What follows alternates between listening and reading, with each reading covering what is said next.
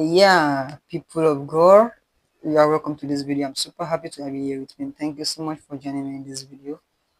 In this video, I'm going to be talking about studying in Iceland, proof of funds, and all other funds needed to migrate and settle in Iceland. Emphasis on migrate and settle in Iceland. So Iceland being one of the few countries globally right now that offers almost 100% free education. You are not paying tuition or anything like that. And a country that also instructs in English.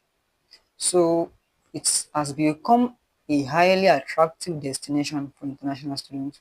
And a lot of students are finding their way to Iceland. Please remember to like this video, share it, and subscribe to this channel. So without wasting much of your time, let's quickly get straight to the steps you are going to go through one after the other till you settle down fully in Iceland. The very first thing is your English proficiency. That's the first thing you're supposed to do. I am assuming you already have your international passport of whatever country you are watching this video from. So after you've done your international passport, the very first thing on my list here is the English proficiency, which is maybe IELTS. There are a lot of other options that are even cheaper, but IELTS appears to be the most common. So, and it is the one I included in my list here. Based on my research, when I was doing the research of this video, IELTS is around 190 euro. So note that 190 euro. Then the next thing is to send your transcript to the university in Iceland. And on the average, that will cost you about 50 euro. So let's add 50 euro to our initial 190. That gives us 240 euro. Then the next thing is the online application. The online admission application, which usually opens at different times across different universities. But for University of Iceland, it usually open around December 12th to the 1st of February. That's when it usually open. Sometimes some courses might extend to around April or thereabouts. So that application costs about 135 euro. So you apply, you submit all your data, and then you upload all your scanned documents that you have prepared for that purpose. So if we add 135 to 240, that gives us 375 euros. Then you also need to mail some documents to Iceland. So that mailing will cost you about 50 euro. So let's add 50 euro to 375 euro. That will give you about 425 euros. So at this point, once you have done this, the next thing for you to do is to wait for the admission notification. Immediately you receive notification that you have been admitted, the next thing for you to do is to start looking for an house, because there is an house issue in Iceland. It's difficult to get house there. So the earlier you start searching for house, the better for you.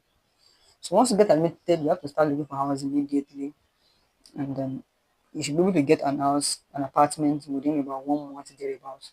So there is a platform that they use to search for house in Iceland. It is called the Student House in Iceland. So this platform is only accessible to admitted students. Students who have not been admitted will not be able to access this platform based on the way it is structured. So before you assume the space, so you have to pay for the apartment and you pay your deposit. So basically, so and they have different kinds of apartments for single applicant, an applicant and his wife, an applicant, his wife, and child or children. Different categories of apartment are available depending on your financial capability and the number of occupants of the apartment. So for a single student, the accommodation is on the average of about 860 euro per month. That's really huge. But when you get to Iceland and you start working and earning, you'll be earning and you'll be able to handle it. And that is why you have to prepare ahead. So, but there's this government relief for accommodation relief that the government does, which is about 350 euro. So if you deduct 350 euro from 860 euro, you'll be left with 510 euro. Because you are just entering the country and you've not gotten a job yet, you should have enough money that you pay for 3 months with you. So within that 3 months, you look for a job and you start working, and you'll be able to continue the payment of the accommodation. So now 510 times 3, that is 1,530 euros. So you add that to the initial 425 euro that we have on ground. That will give us 1,955 euros. Now, after you've secured your accommodation, the next thing is annual registration fee. Now, annual registration fee is 75,000 Icelandic krona, which is about 505 euros. If we add that to 1,955 we have before, that gives us 2,460 euro. Notice that it is the accommodation that's really boosted it, make it really high. So note that accommodation is one major expensive thing that you will encounter in your early days there. It will remain expensive, but because your ability to earn will increase once you get there, it later becomes something that you can afford and a normal thing. So then after you've paid your annual registration, the next thing is for you to apply for your resident permit. You need the receipt of that resident, the proof that you have paid the annual registration to apply for the resident permit. So the resident permit application fee itself is 16,000 Icelandic krona, which is equivalent to about 110 euro. If you add it to the 2,460 I had before, that brings us to a total of 2,570. Now, the proof of funds is 1,434 euro per month. And if you're applying for a study permit, the minimum you can apply for is about a year, depending on the kind of course you are doing actually. If your course is more than 1 year, for most people who are watching this video who want to go for masters or other postgraduate degrees. So if you're applying for 1 year, that would be 1,434 euro times 12, giving us 17,208 euro. This proof of fund, I will not be adding it to our calculation for some obvious reasons. You can get the proof of fund from different means. Some people will show a company that is paying them some salaries or a company they own by themselves. Some people will already have the full money in their account and other stuff like that. So I won't be um, adding that to the expenses here. So now the next thing is the clean criminal record. This clean criminal record will cost an average of about 30 euros. 30 euros, depending on the country you're coming from. You know, you're going to collect it in your country. So you go to the police station and you get it there or something like that.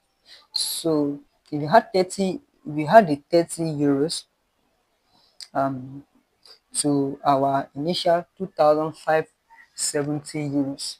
So that will give us a total of 2,600 euros. Then health insurance.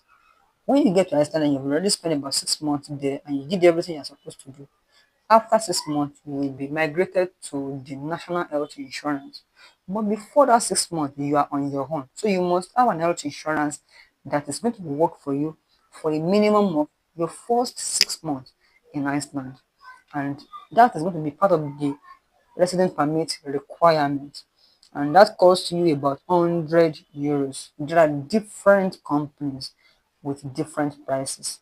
So it can be higher than that, it can be lower than that, but the average should be around 100 euros. So that brings us to a total of 2,700 euros. Then, if you are going with your partner, maybe you have a dependent, you will be needing to do some authentication of some documents, both for yourself and probably for your dependent as well. So, and that should cost you around 15 euro, depending on your location, other factors. You might spend more than that. So let's add 50 euros to our 2,700, give us 2,750 euros. So the next thing is to receive notification for the wait and receive notification for the resident permit approval. Now, after your resident permit has been approved, the next thing you need to do is to apply for D visa. Your resident permit cannot get to you until you get to Iceland before you can really get it. That is because Iceland has no diplomatic mission in Nigeria. So you will have to apply for a D visa, go to Iceland, and then you go to the immigration house there to go and collect your residence permit. But you need a D visa, so you have to go and apply for the D visa at the embassy representing Iceland in your country. For Nigeria, for example, it is a Danish embassy that is delegated to perform that function. So you go to the Danish embassy to make that application, and then the D visa will be issued to you. The D visa and the Danish embassy cost 245 euros. So let's add 245 euros plus our initial 2,750 euros. That gives us a total of 2,995 euros. Now, the next thing is flight. Flight, I budget an average of 1,000 euro for flight. 1,000 euro per person. So if you are going with a dependent, you have to multiply that by 2. So I will not be adding the flight to the expenses as well. But you should know that you are going to need fund for flight. I have reasons for removing flight as well, so I won't be adding flights to it. So let's move to the next thing. So the next thing is that you depart and you land in Iceland and you settle in Iceland. All that is basically free because you already paid for the flight. So now, once you land in Iceland, you go to the immigration office, and there you are going to do your biometrics data. You'll be going there twice. They will collect your biometrics and your data the first time. Then they tell you when you're going to come back to come and collect your resident permit card. So you go back there to collect it. Now, after that has been done, the next thing is medical examination. Now, this medical examination is not the same thing as the health insurance you used when you're applying for a resident permit. It's different.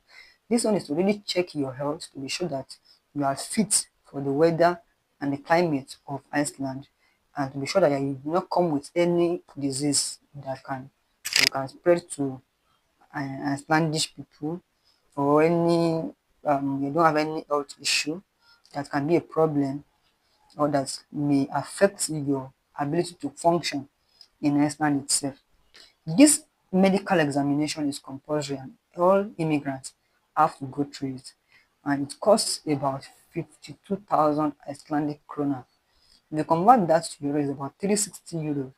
So if you add that to the initial 2,995 euros that we have, that gives us a total of 3,355 euros. Now, immediately you have completed this and you've completed the medical examination, you have in your first week in Iceland, you start looking for work immediately, because getting job is a really big deal over there as well. But you will get job, but you will do a lot of research everywhere. Don't forget that the country is not so big. It has a population of about 390 something thousand people. So you will need to really reconnect very well to be able to get a job. So but people are getting job there, so you will still be able to get job. So and you get paid well. They pay well there. So basically on the average they pay about 17.5 per hour, minimum wage per hour. So you can work for up to about 90 hours per month, or an average of 22.5 hours um, per week as an international student, because you'll be working part-time. But your dependent, wife or husband, that is, they can work full-time. So they will be able to make more than you. But during holidays, breaks, as an international student, you can work full-time. So you design your CV, your Europass CV, you share it on all the places that you project that you might be able to work there. Places like restaurants, supermarkets, hotels, and different kinds of job that you will come across there, and you'll be able to work with them. So once you are able to get that contract, it is that contract that you will now use to go and apply for work permit. Once you get the job, they will give you a contract for that job. It's that contract that you're going to use to apply for work permit. In Iceland, you cannot use your resident permit for study to go and be working. It doesn't work that way in Iceland. They will not allow you to do it. You will find yourself in trouble. So you must have a work permit that permits you to work. So it is that work permit now. To get that work permit, you need a contract. So that's why you first have to go and search for a job. After getting that job, the contract of that job is what you use to apply for work permit. Now, I told you that you must be ready to make payment for your house for up to 3 months. That's because work permit doesn't come out on time. it might take 1 to 3 months in some worst cases before you get your work permit. And during that period, you must be ready to fend for yourself. That's why you must have money on ground to take care of your basic needs aside accommodation. So basically, I'm suggesting that you should have around about 550 euro per month to basically manage yourself for each month. So times 3, that is 1,650 euro. So if we had that to 3,355 euro that we had before, that gives us a total of about 5,000 euro approximated. Now, this 5,000 euro, don't forget, is excluding flight and proof of funds. So I suggest that you have around that 5,000 euro with you, either cumulatively in bulk or in a way that it will be coming along the time you are available, that you will need those money there before you finally get your work permit and you're able to start working. Very, very important. I believe that this video has really gone a long way to actually um, show you what you really need to be able to settle down in Iceland. Thank you for watching this video. Remember to share it, subscribe, and like it. And those of you that are subscribing, I really say thank you. Every new subscription I'm seeing is an encouragement to me. And those of you that are liking the video as well, I say thank you so much. This is the beginning of something mighty and powerful. And I believe that God is going to help us and take us to a greater height. Thank you so much for watching this video. I'll be seeing you in the next one. Bye for now.